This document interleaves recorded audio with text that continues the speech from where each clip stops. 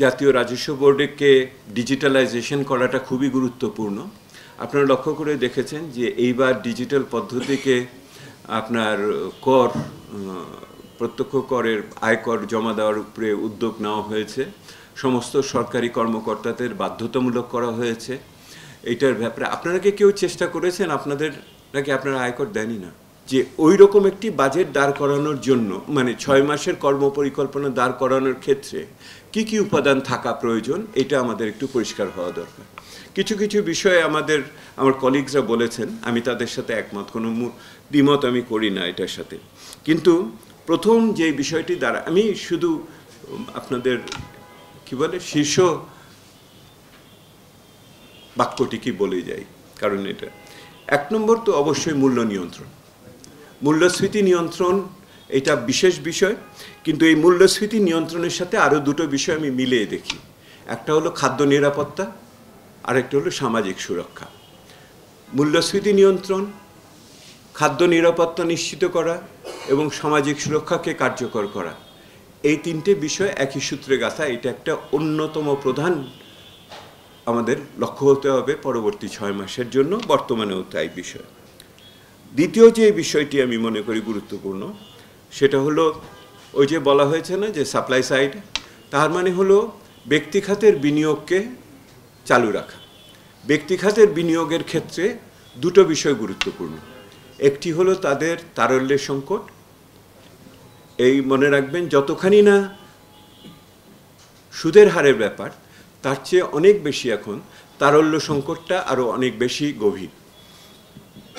সেহেতু তারল্য সংকট কিছু করার ব্যাপারে হচ্ছে। আর দ্বিতীয় যেটা হলো, সেটা হলো জ্বালানি খাত, গ্যাস নেই। সেহেতু ব্যক্তি খাতের বিনিয়োগকে চালু রাখা আমার কাছে দ্বিতীয় প্রাধিকার হিসেবে, এবং সেটার ভিতরে জ্বালানি এবং অর্থায়নের দিকটা খুবই গুরুত্বপূর্ণ। তৃতীয় যেটা আছে সেটা হলো সরকারি বিনিয়োগ।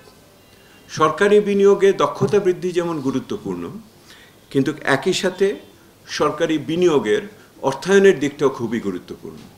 সরকারের বিনিয়োগের ক্ষেত্রে এই মুহূর্তে নিঃসন্দেহে যত বেশি সম্ভব জমে থাকা বৈদেশিক ঋণ যেগুলি ব্যবহার হয়নি এতদিন, ওইগুলোর প্রতিবন্ধকতাগুলো কাটিয়ে সরকারকে সেই ঋণগুলোকে নিয়ে অর্থায়ন করা দ্রুততার সাথে।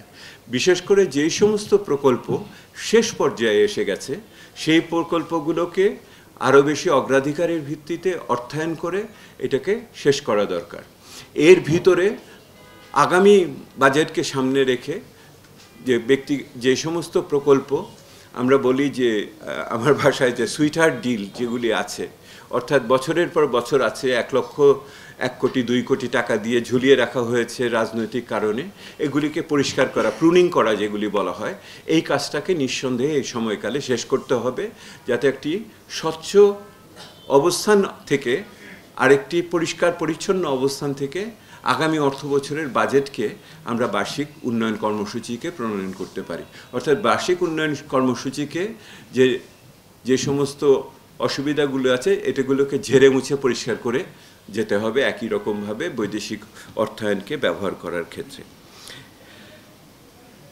চতুর্থ আমার বিষয় হলো কর আহরণ। কর আহরণের ক্ষেত্রে নিঃসন্দেহে চলমান যে উদ্যোগ সেগুলি থাকবে। জাতীয় রাজস্ব বোর্ডকে ডিজিটালাইজেশন করাটা খুবই গুরুত্বপূর্ণ। আপনারা লক্ষ্য করে দেখেছেন যে এইবার ডিজিটাল পদ্ধতিকে আপনার প্রত্যক্ষ করের আয়কর জমা দেওয়ার উপরে উদ্যোগ নেওয়া হয়েছে।